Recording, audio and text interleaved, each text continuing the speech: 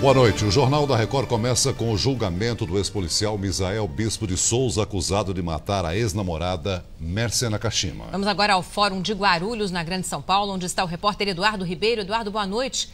Esse, pelo jeito, vai ser um júri muito técnico, né? Sem muito espaço para a atuação dos advogados de defesa e acusação.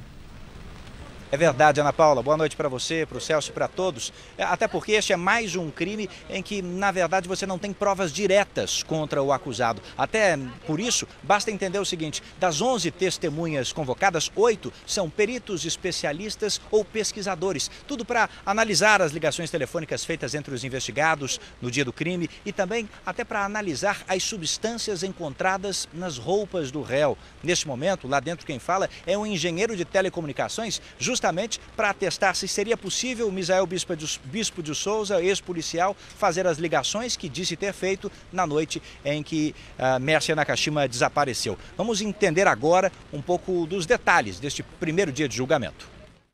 Misael Bispo de Souza chegou ao Fórum de Guarulhos às 8h30 da manhã, escoltado por policiais militares, sem algemas, vestindo terno e gravata. Logo em seguida, chegaram os parentes de Mércia Nakashima. A nossa expectativa é que tudo transcorra na maior paz e que, ao final, o seu Misael seja condenado a uma pena bastante rigorosa e cumpra por tudo que ele fez pela nossa família. O pai e o irmão de Misael acompanharam tudo de perto. Com certeza, meu irmão vai ser inocentado, porque ele é inocente. Em frente ao fórum, manifestantes protestavam pela punição de Misael, ao lado de outros que pediam a absolvição do ex-policial. Lá dentro, com os jurados sorteados, 5 mulheres e 2 homens, começaram os depoimentos. Ao analisar as provas, senhores jurados, deixem de lado qualquer comoção social. O irmão de Mércia, Márcio Nakashima, foi o primeiro a ser ouvido. Ele chorou 9 vezes e disse que Misael nunca foi hostilizado pela família, mas que se tornou intolerante e agressivo com Mércia com o passar do tempo. 2 anos depois, ele começou a se transformar, isso começou a mudar no relacionamento. A Mércia já não era mais a mesma pessoa. O depoimento mais importante deste primeiro dia coloca o ex-policial Misael na cena do crime. Um biólogo e pesquisador com 50 anos de profissão, ouvido pela acusação, foi enfático. Ele disse que nos resíduos encontrados no sapato do ex-policial está a presença de uma alga que na região de Guarulhos só pode ser encontrada na represa onde Mércia foi morta. Este sapato tem que ter entrado na água. Pisou na vegetação, a vegetação colou na sola do sapato. Não existe outra possibilidade da alga estar lá. Nenhuma das 3 testemunhas que falaram até agora neste primeiro dia de julgamento aceitaram falar na frente de Misael Bispo de Souza. Por isso ele foi retirado do plenário do júri durante esses 3 depoimentos. Agora o engenheiro de telecomunicações é quem continua seu depoimento, falando ao promotor de justiça, e ele vai desmontando uma das teses da defesa, de onde Misael exatamente estava quando Mércia Nakashima desapareceu. Ainda nesta edição do Jornal da Record, outras informações ao vivo aqui de Guarulhos. Ana, Celso. Obrigada, Eduardo. E agora a gente vai falar, Celso, de casos de atropelamento que revoltaram a população, com razão, casos horríveis, covardes, a população de várias cidades do país neste fim de semana, né? Especialmente ocorrido em São Exatamente. Paulo, né? Onde um ciclista teve o braço decepado ao ser atingido por um carro. A mãe está em choque. Sem derramar uma lágrima, para poder dar força para ele também. Muito difícil. David, de 22 anos, está internado e não corre risco de morrer.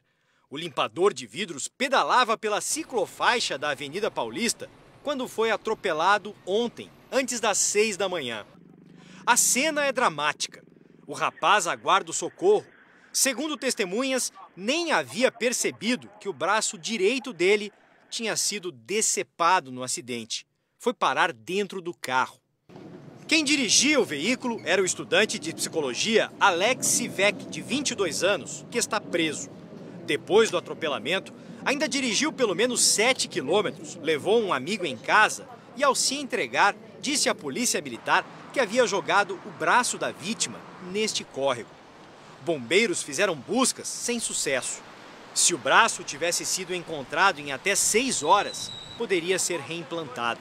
Numa rede social, uma médica que atendeu David mostrou indignação contra a atitude do motorista, a quem se referiu como um monstro. Era uma diferença muito grande porque os médicos estavam na esperança de encontrar, fazer o que ele fez.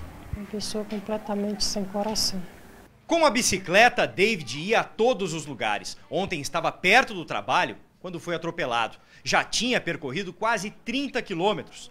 Usar a bicicleta sempre era também uma maneira de economizar o dinheiro do transporte. Antes do acidente, o estudante que atropelou David estava nesta casa noturna. A comanda dele registra 3 doses de vodka. O jovem se recusou a fazer o teste do bafômetro e o exame de sangue para detectar álcool. Só passou por avaliação clínica. Foi indiciado por tentativa de homicídio, por embriaguez ao volante e por ter se livrado do braço da vítima. Imagens de câmeras de trânsito podem ajudar nas investigações. Queria que seja feita a justiça, né? Daqui uma semana ele não venha sair e ficar em liberdade, né? Em Cariacica, no Espírito Santo, outro caso revoltou a população. Uma menina de 6 anos seguia para a igreja com a avó quando as duas foram atropeladas. Adelina Klippel, de 55 anos, não resistiu ao impacto. O motorista fugiu. No Rio de Janeiro, um espectador de um evento automobilístico gravou o momento exato em que o motorista de uma Ferrari atingiu 3 pessoas que tiveram ferimentos leves. O motorista precisou ser escoltado por policiais militares e guardas municipais para não ser agredido. Foi enterrado hoje o corpo da mulher encontrada morta na zona oeste do Rio de Janeiro. A escalada da violência preocupa o Estado. Somente em janeiro, o número de homicídios aumentou em mais de 20%. No velório, os parentes preferiram o silêncio. Tatiane Ferreira, de 28 anos, foi encontrada morta nesse matagal em Jacarepaguá, zona oeste do Rio. Ela havia saído de casa para ir à academia. A falta de notícias chamou a atenção dos amigos. Chamei no rádio, gritei pelo nome dela, falei que eu estava preocupada. Tentei isso até umas 7 horas da noite, quando o rádio dela saiu. Saiu do sistema, não consegui mais falar. O corpo de Tatiane apresentava sinais de abuso sexual. Foi um fim de semana violento no Rio. 5 assassinatos em 2 dias. Hoje, a polícia apresentou o homem que matou de forma brutal uma menina de 11 anos. O assassino confessou que se vingou da família porque não havia recebido dinheiro do conserto de um aparelho de TV. A escalada da violência preocupa as autoridades. Dados oficiais revelam que no mês de janeiro, o número de homicídios dolosos, quando há intenção de matar, foi o maior dos últimos 3 anos. O aumento foi de 20,7% em relação a janeiro do ano passado. O número de assassinatos subiu de 324 para 391 casos. Para esse especialista em segurança, os traficantes que perderam território com as comunidades pacificadas estão agindo nas ruas com a mesma violência que praticavam nos morros. Esse criminoso que vai atuar nessas situações, que vai atuar nessas outras modalidades de crime, em determinado momento ele mata com mais facilidade. O Ministério Público aceitou a denúncia da polícia contra a médica suspeita de matar pacientes em Curitiba, no Paraná. Em gravação, a ex-chefe da UTI negou todas as acusações. Na gravação feita pelo advogado de defesa, Virgínia Soares de Souza, chefe da principal UTI deste hospital em Curitiba, diz que nos 25 anos que trabalhou na unidade, praticou atos médicos de acordo com critérios de terapia intensiva. Hoje, o Ministério Público do Paraná aceitou a denúncia feita pela polícia. Além da doutora Virgínia, outros 7 funcionários do hospital foram indiciados por formação de quadrilha e homicídio duplamente qualificado. Os promotores não descartam a participação de outras pessoas e dizem que a investigação sobre a motivação dos crimes ainda não foi concluída. A equipe da médica é investigada por 7 mortes de pacientes do SUS e particulares que aconteceram desde 2006. Virgínia Soares de Souza também comentou os grampos feitos pela polícia. Em relação aos grampos telefônicos, apesar de o linguajar parecer extremamente estarrecedor, é a linguagem que se usa entre médicos no ambiente com pacientes graves, críticos, que pouco se tem a fazer por eles.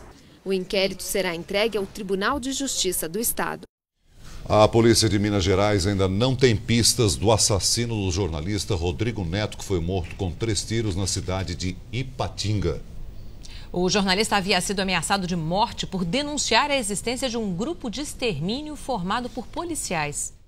Uma polícia para investigar a própria polícia. Policiais de Belo Horizonte estão dia e noite em busca de pistas que possam esclarecer o assassinato do radialista Rodrigo Neto, de 38 anos, em Ipatinga, no Vale do Aço. A priori, o que a gente trabalha como sendo a hipótese mais distante seria latrocínio, até porque os bens da vítima não foram levados. O radialista foi morto quando saía de um bar. Ao entrar no carro, foi surpreendido pelos assassinos que estavam de moto e já chegaram atirando.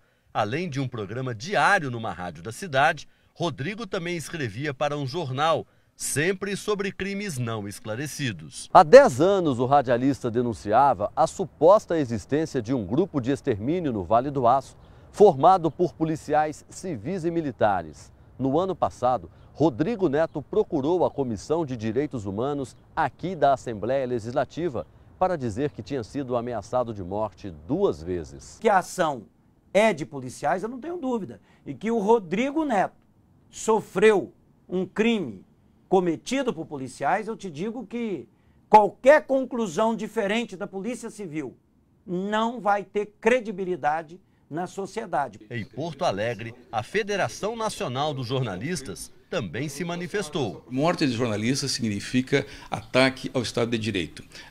Normalmente, quase sempre, ataque aos jornalistas significa ataque à informação.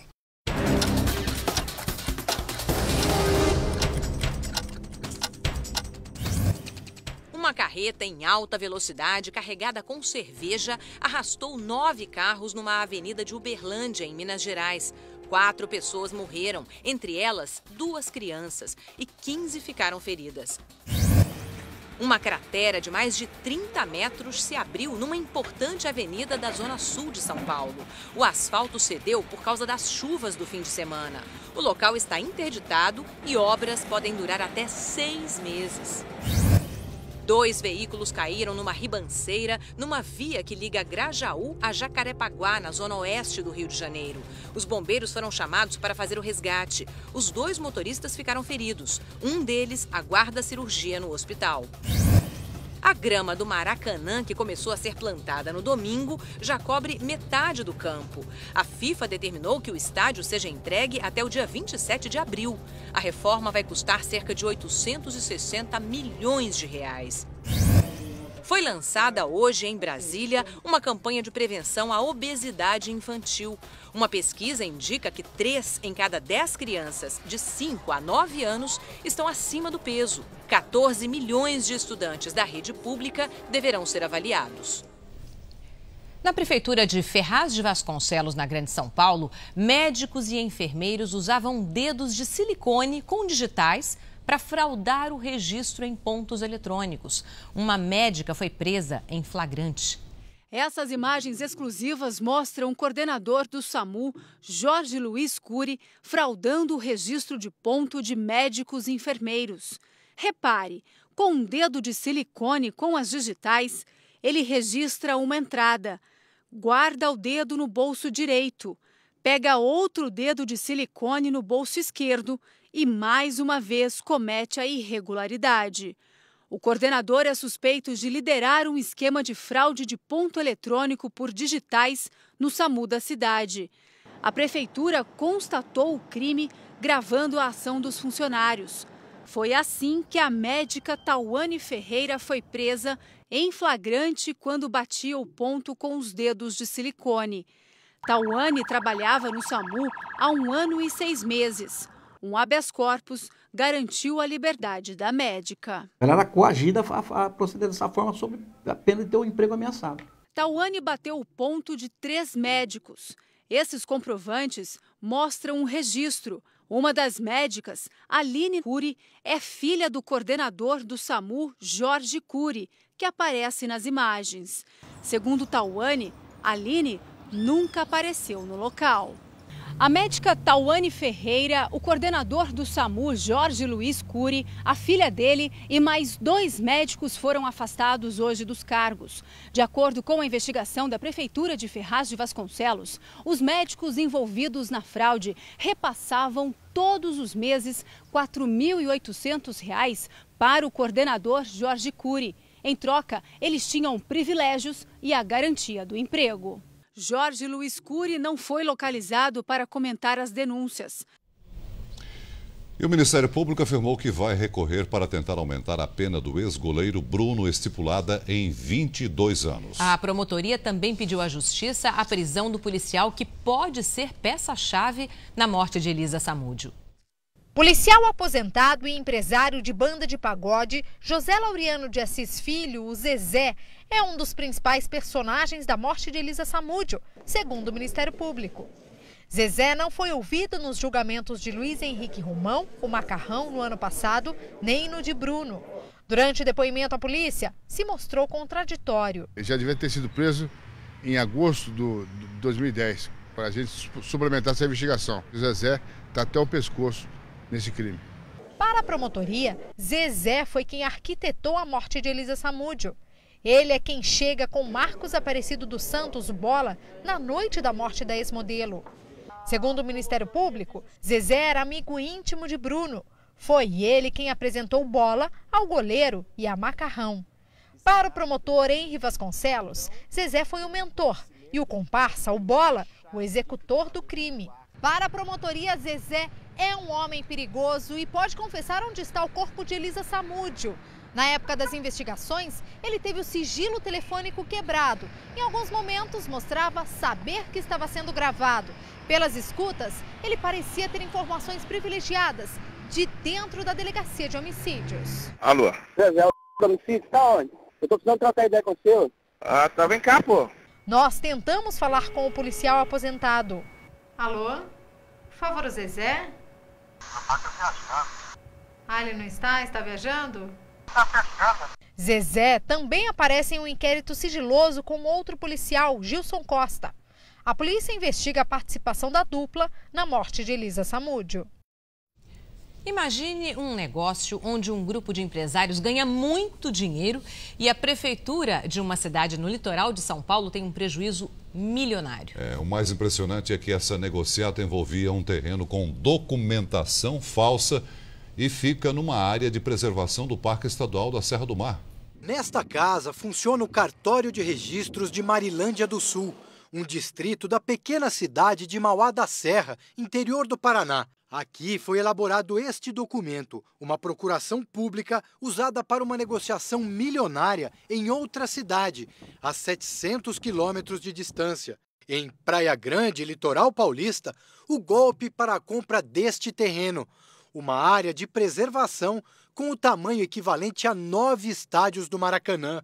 No documento, com data de 2006, constam assinaturas dos antigos donos do terreno. Para o Ministério Público, a procuração é falsa. Podemos perceber que 8, 9 outorgantes lhe deram poderes de representação, mas que estavam mortos há 30 anos, há 10 anos, de modo que aquela procuração é totalmente inválida e totalmente nula. O documento autorizou Eliude Rodrigues de Souza, um corretor de imóveis de Praia Grande, a utilizar a área para negócios particulares. O corretor acusado de fraude no negócio do terreno é bastante conhecido aqui na cidade. Ele é o proprietário deste empreendimento, um conjunto residencial. É aqui também que funciona o escritório de trabalho do corretor, em um endereço privilegiado, bem em frente à Prefeitura de Praia Grande. E foi exatamente aqui que Eliude fez negócios, segundo o Ministério Público. Ele repassou o terreno à Prefeitura e, em troca, recebeu cerca de 9 milhões de reais em créditos tributários. Esse valor foi repassado para imobiliárias e pessoas físicas que estavam em dívida com a Prefeitura de Praia Grande. Entre os beneficiados estão empresas, indústrias e, mais uma vez, pessoas que já morreram. O principal beneficiário, segundo a investigação, foi esta empresa. O nome Massotti Empreendimentos Imobiliários aparece em 4 páginas da denúncia. O dono da empresa, sem saber que estava sendo gravado, diz que recebeu a oferta de mais de R$500 mil em créditos de Jamil Issa Filho, na época assessor especial da prefeitura. Em troca, o empresário repassou apartamentos dele para terceiros. Eu tinha que vender meus imóveis para ir pagar a prefeitura. Você tem uma dívida, o cara que troca seu bem para saldar a dívida, seja numa empresa, seja onde for, se você resolve teu problema, está resolvido. O prefeito de Praia Grande, na época da negociação, voltou ao cargo neste ano. Alberto Pereira Mourão teve conhecimento do caso e autorizou o negócio, segundo a denúncia feita pelo Ministério Público. Eliude Rodrigues de Souza, o corretor apontado como pivô da fraude pelos promotores, nega qualquer irregularidade. Não tem nada forjado. Todos os documentos, eles estão, um está amarrado ao outro. É uma coisa que é uma prática que quem mais tem habilidade de fazer é corretor, quem vive e sabe os caminhos que muitas das vezes a lei permite os caminhos. O cartório, onde, segundo a investigação, a fraude teve início, se defendeu das acusações. Ou as pessoas se apresentaram para ele com documentos falsificados, ou a pessoa que os representava também procedeu dessa forma em outro cartório, cuja legitimidade também foi prejudicada. Para o Ministério Público, a negociação foi fraudulenta e gerou débito aos cofres públicos.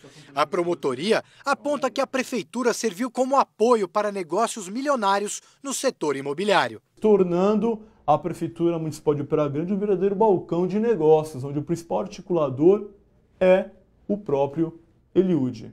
Houve ainda uma tentativa de repassar o terreno para a Universidade Federal de São Paulo, mas o local foi considerado inapropriado porque é área de preservação. Dessa forma, um terreno que custou milhões de reais aos cofres públicos deve permanecer sem qualquer utilidade para a população. O prefeito de Praia Grande, Alberto Pereira Mourão, não quis gravar entrevista. O governo federal pede aos supermercados que diminuam os preços dos produtos da cesta básica que tiveram redução integral de impostos. Na maioria dos supermercados, o impacto do fim dos impostos federais sobre os produtos da cesta básica ainda não derrubou os preços. A medida vai custar mais de 7 bi por ano ao governo. O ministro da Fazenda convocou hoje os supermercadistas para cobrar o compromisso de repassar o desconto ao consumidor. Mas eles chegaram anunciando um repasse bem menor que o esperado pelo governo. O básico, que já está uma oneração muito leve, nós acreditamos que vai chegar, hoje já chega em 3%. Na frente do ministro, a promessa foi de reduções de preços de até 12% em toda a cadeia. Manteiga anunciou que os cortes de impostos vão continuar, só depende da aprovação do orçamento, e devem chegar a 53 bilhões de reais só este ano. Se o consumidor vai gastar menos com alimentos, ele vai ter mais recursos para comprar outros produtos e também beneficia a luta contra a inflação. O impacto da medida deve alcançar os consumidores em até 2 semanas. O ministro da Fazenda garante que o governo tem como saber se o corte de impostos realmente chegou aos preços e diz que tem certeza que os empresários vão cooperar. O Procurador-Geral da República, Roberto Gurgel, disse hoje que vai analisar o pedido de investigação do deputado federal do PMDB de São Paulo, Gabriel Chalita. O ex-secretário de Educação de São Paulo é acusado, entre outras coisas, de desvio de dinheiro e enriquecimento ilícito.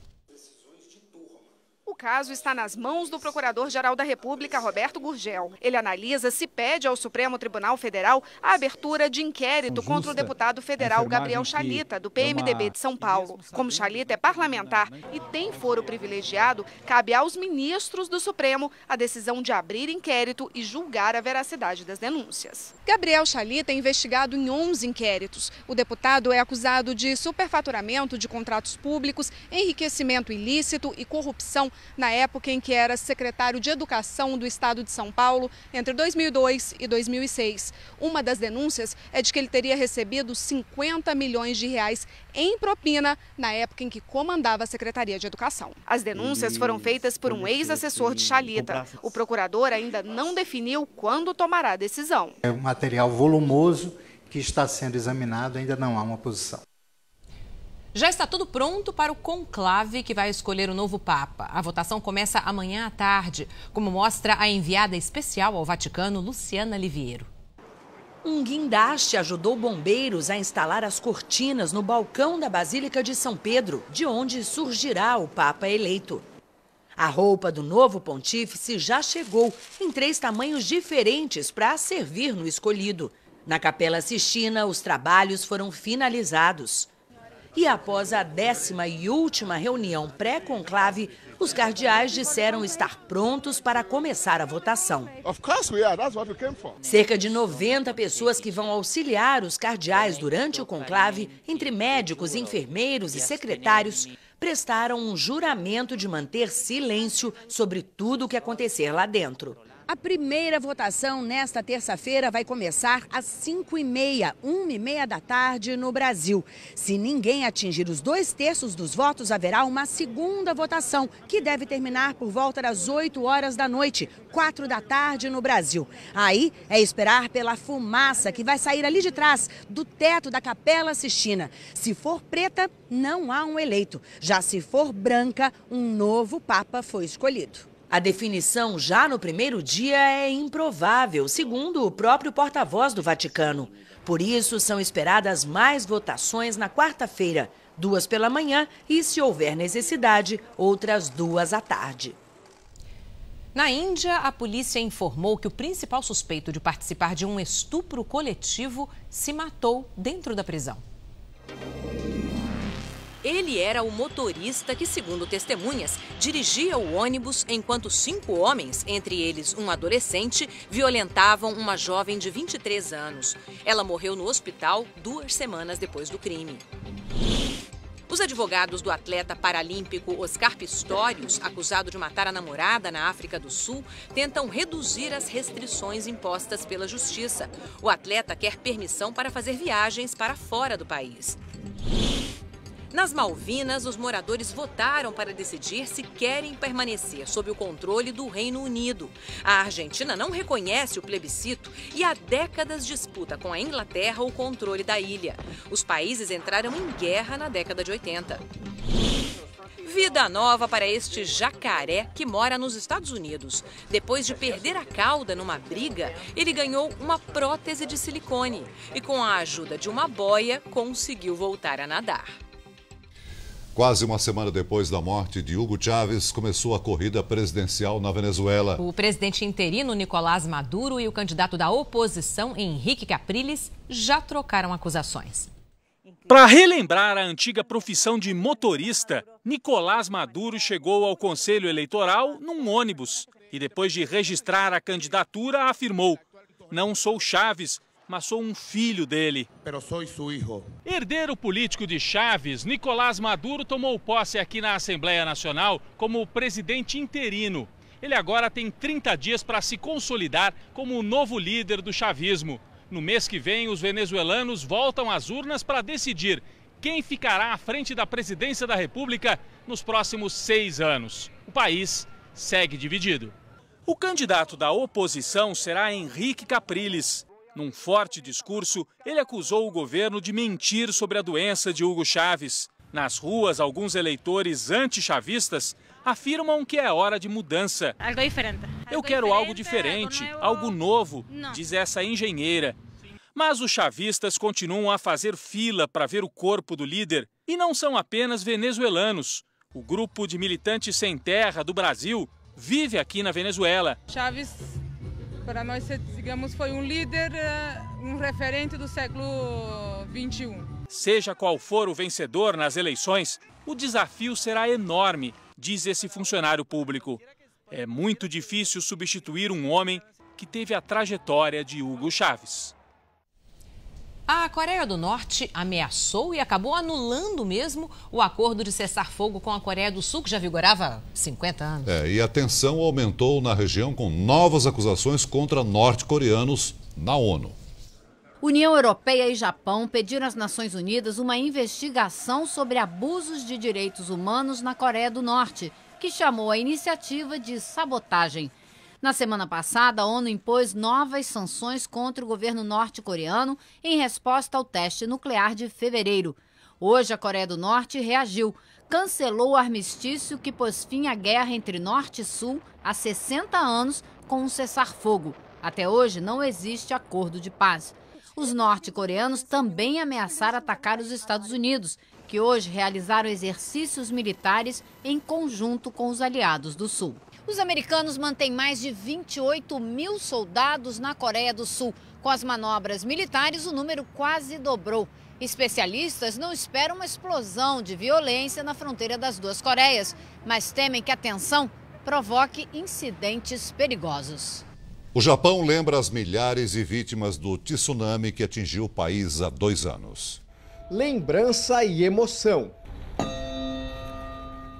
Os japoneses se reuniram em várias partes do país para homenagear os quase 19 mil mortos e desaparecidos na tragédia. Há exatos 2 anos, o país foi abalado por um terremoto de 9 graus. Minutos depois, ondas de até 40 metros atingiram a costa nordeste japonesa. Além de devastar cidades inteiras, o tsunami atingiu a usina nuclear de Fukushima. Nossa equipe voltou para a região e constatou que a radiação por aqui ainda é 12 vezes maior do que na capital Tóquio.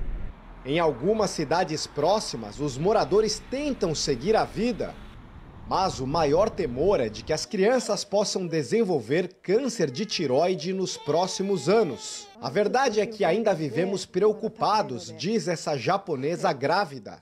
Na chamada zona de exclusão, o cenário é de cidade fantasma.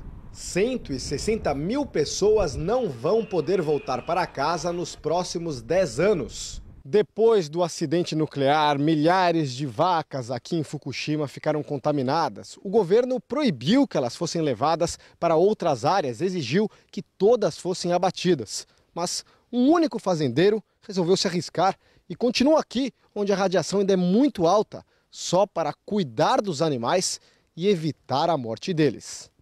Masami Yoshizawa vive isolado numa casa próxima da usina. Ele se anima com os filhotes que nascem, mas sabe que jamais poderá lucrar com a venda do gado. Não importa, não vou abandonar essas vacas. No futuro elas vão ser o símbolo da esperança, diz ele. O futebol brasileiro tenta voltar à rotina sem violência nos estados. E em alguns estados brasileiros, o grito de "é campeão" já pode ser ouvido. Depois da morte de um jovem boliviano num jogo do Corinthians e da briga entre torcedores e jogadores do Palmeiras, o futebol paulista aos poucos tenta sair da crônica policial. Mas no empate por 0-0 entre São Paulo e Palmeiras, o que chamou a atenção foi a expulsão do pentacampeão Lúcio por agressão a Valdívia. Em Campinas, depois de uma disputa de bola com Danielzinho do São Caetano, o volante Ferrugem da Ponte Preta sofreu fratura e rompimento dos ligamentos do tornozelo esquerdo. Em Alagoas, o primeiro jogo da decisão da Copa Nordeste. O campinense derrotou o Asa por 2-1. A final será disputada em Campina Grande no próximo domingo. Nem tudo no futebol brasileiro é expectativa. Neste ano, que mal começou, já se ouviu o grito de campeão em 2 estados. No Rio Grande do Sul, o Internacional goleou o São Luís de Ijuí por 5-0 e levantou a taça do primeiro turno. Dunga festejou seu primeiro título como treinador de um clube brasileiro. Quando eu cheguei na seleção, todos falavam, é o primeiro título, agora vamos ver. E agora como treinador do clube também, é o primeiro título, vamos ver. Se tu não ganha, começa a desconfiança. Ganha, dá para se trabalhar um pouquinho mais tranquilo. O Botafogo no Rio venceu o Vasco por 1-0 e fez o mesmo. No duelo dos alvinegros, a Estrela Solitária venceu a Cruz de Malta para ficar com a Taça Guanabara. O portal R7 já é o 3º mais acessado do país. São mais de 27 milhões de usuários todos os meses. Uma marca expressiva em tão pouco tempo de vida. Apenas 3 anos e meio no mercado. Tempo suficiente para desbancar gigantes veteranos. Há um ano, o portal R7 comemorava a conquista do 4º lugar em audiência. Mas em apenas 12 meses, um salto ainda maior. O R7 é o terceiro portal mais visitado do Brasil.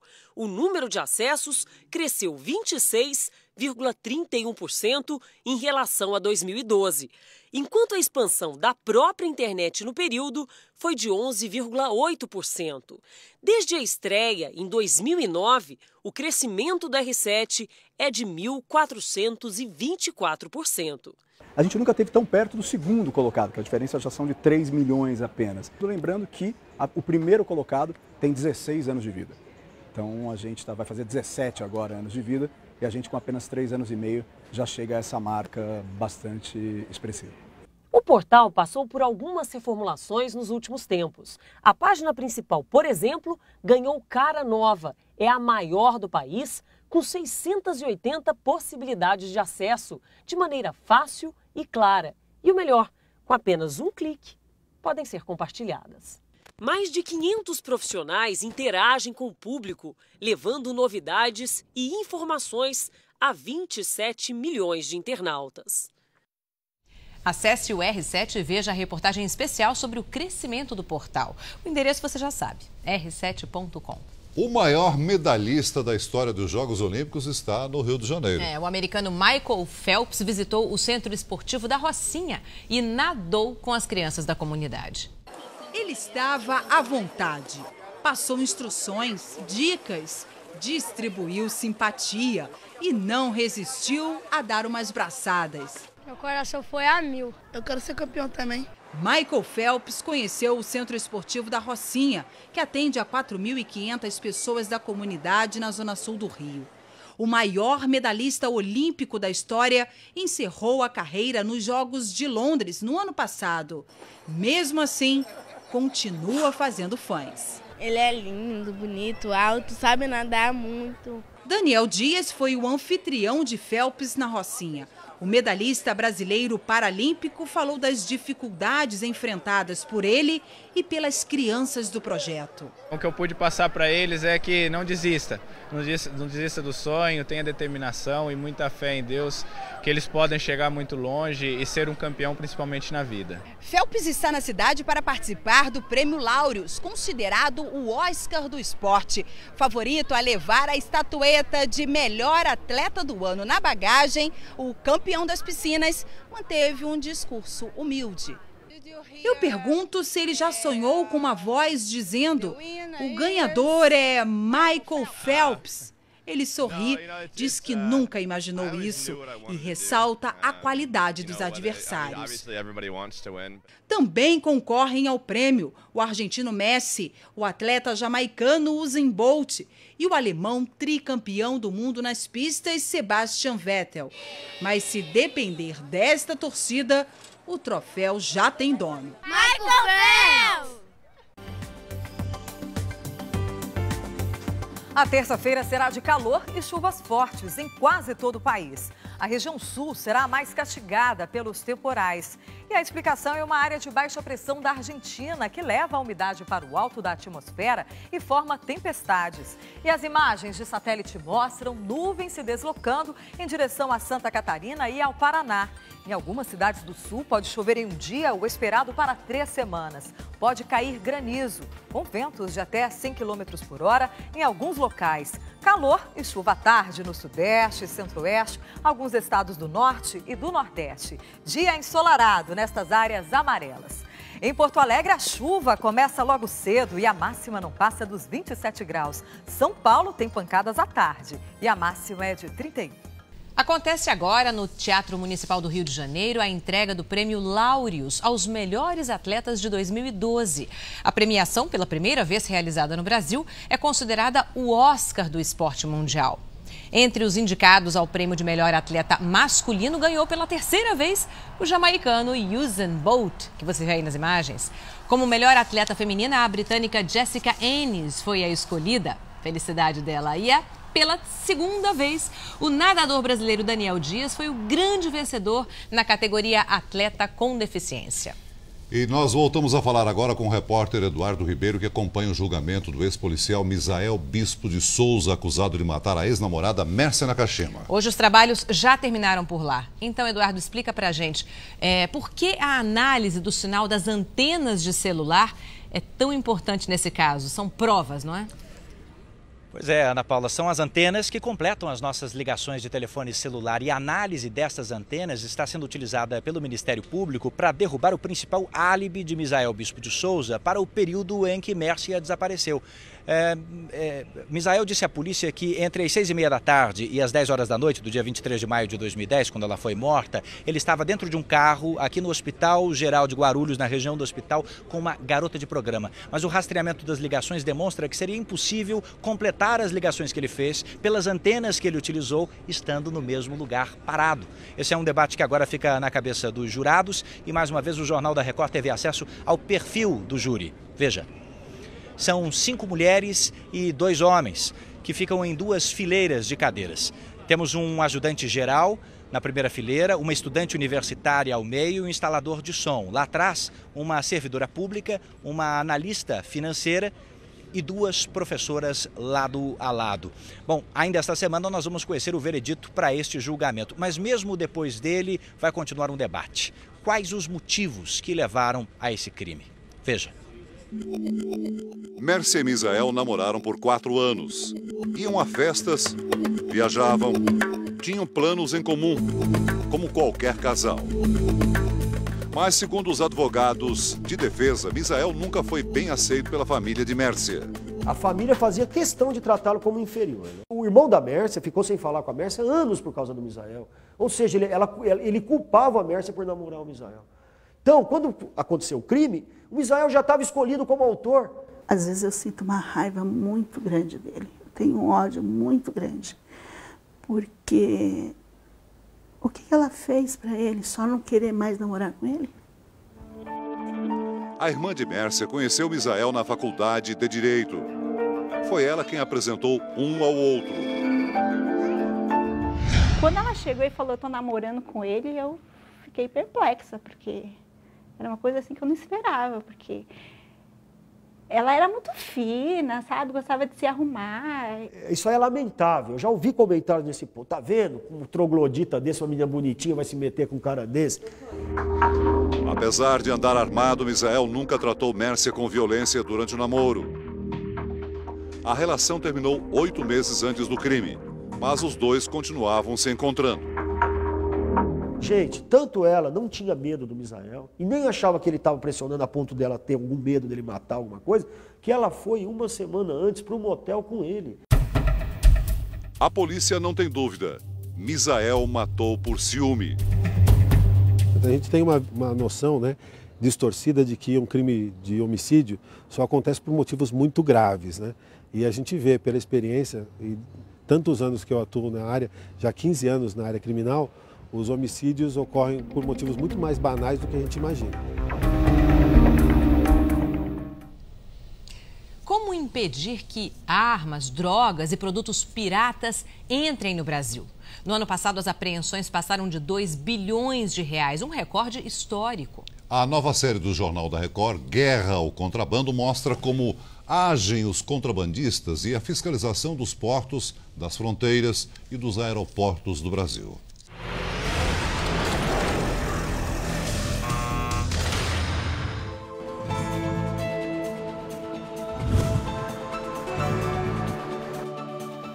Santos, o mesmo cais onde Charles Miller desembarcou com a primeira bola de futebol. Agora, quase 120 anos depois, os contrabandistas tinham um plano mais ousado: espalhar milhares de bolas piratas no país do futebol. 200 mil, tudo imitação de bola oficial. A Cafusa da Copa das Confederações e a Jabulani da Copa 2010. A carga veio em 11 contêineres, que partiram da China e foram apreendidos pela Receita Federal. Craque joga bem com qualquer bola, mas esta aqui é perigosa. A gente não sabe com que tinta foi pintada. Se você cheirar essa aqui e cheirar a bola verdadeira, você vê que inclusive o cheiro da tinta é diferente. Então, ou seja, essa bola aqui... Essa não tem cheiro. Exatamente, ela pode ter chumbo na composição. E o problema do chumbo é que é um metal tóxico, é um material tóxico o chumbo. Tem e risco aí, para as crianças. Exatamente, põe a boca, quer dizer, então é muito complicado. E mesmo o plástico que é feito aqui, a gente não sabe se é um plástico que foi usado, reciclado de lixo hospitalar, por exemplo. O modelo mais barato da bola oficial custa R$ 70 no Brasil. O mais caro, que vai entrar em campo, R$ 400.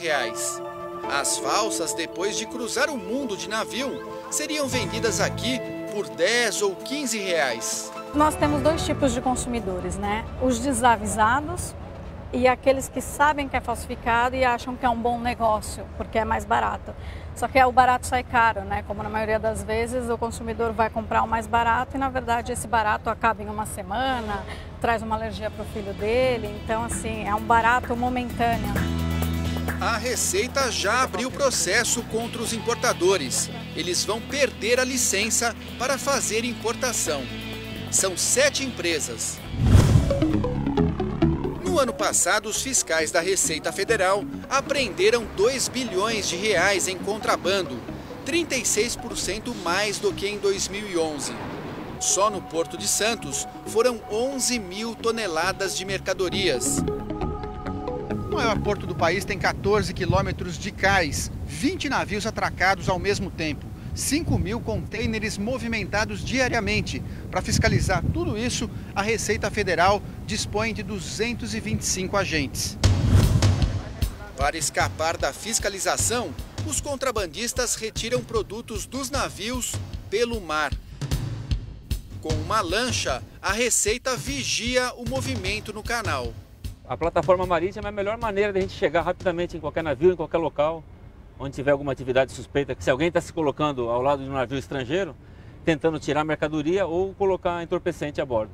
São tantas apreensões no porto que os funcionários da Receita Federal em Santos fizeram o Museu da Falsificação, que funciona aqui nesta sala no prédio da Alfândega. A partir desta porta, tudo é falso, a começar pelo tapete, que imita o símbolo de um time inglês. Este manequim, por exemplo, olha só que elegância, casaco, óculos, lenço, bolsa, calça jeans, calcinha, tudo falso. Nessa sala está cheio de material falsificado. E o Cleiton separou para a gente já alguns exemplos das falsificações nas últimas décadas. O que eles falsificavam mais antigamente? No começo eles costumavam falsificar isqueiros, cola, pilhas, escova de dente, por exemplo. Hoje eles estão falsificando celulares, perfumes, coisas mais elaboradas, mais caras em geral, para ter um lucro maior.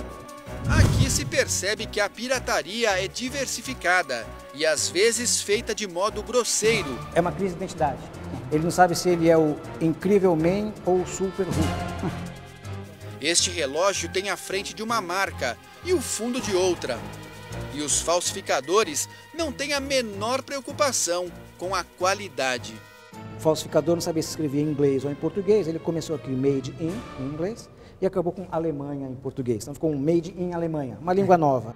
Se no porto a arma para enfrentar o crime é o olho dos fiscais, no aeroporto o combate à ilegalidade também usa outros sentidos.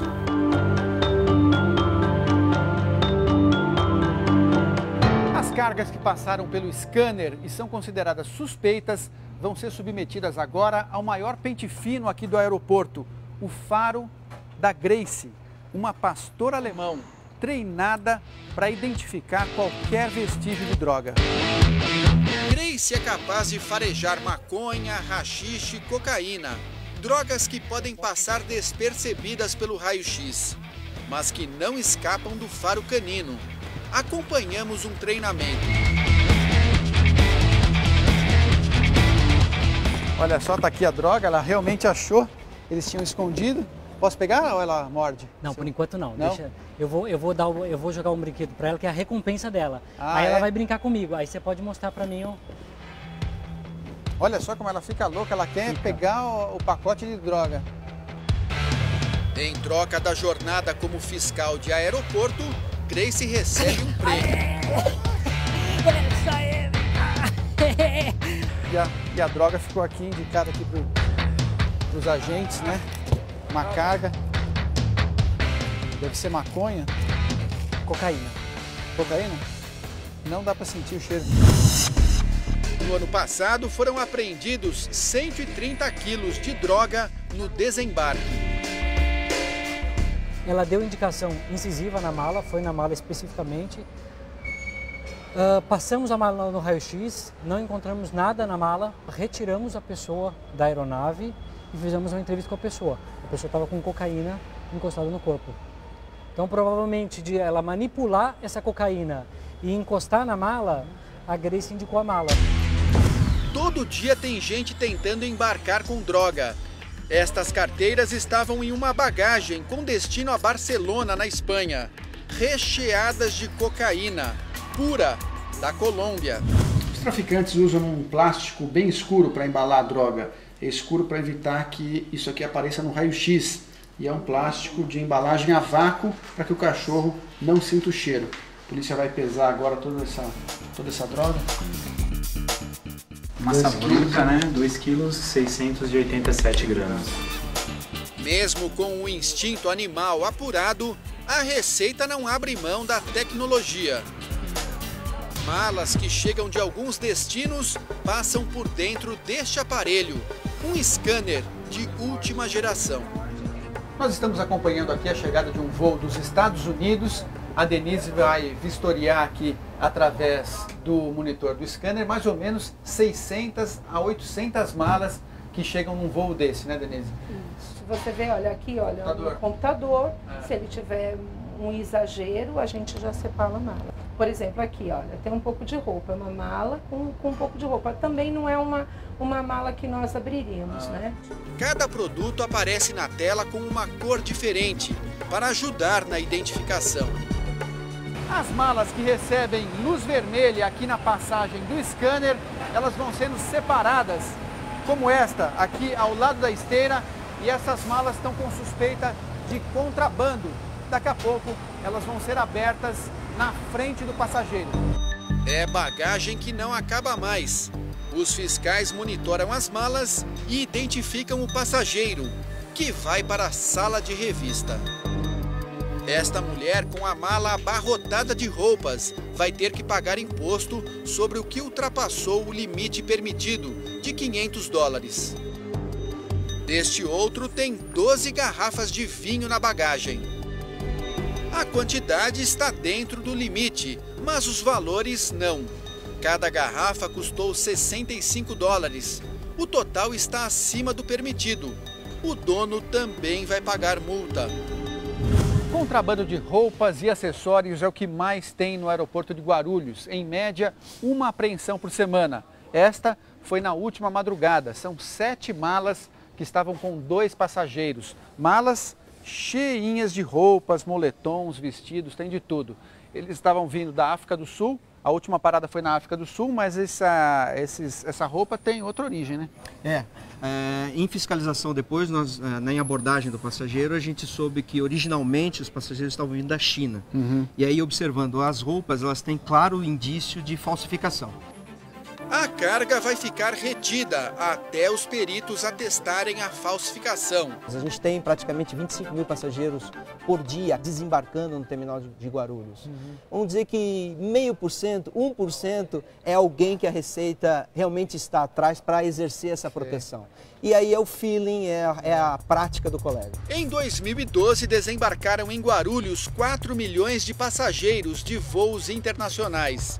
17 mil tentaram entrar no país com bens escondidos ou acima do permitido e foram pegos pela fiscalização. Apesar do esforço, ainda há muito a ser feito na guerra contra a sonegação e o contrabando.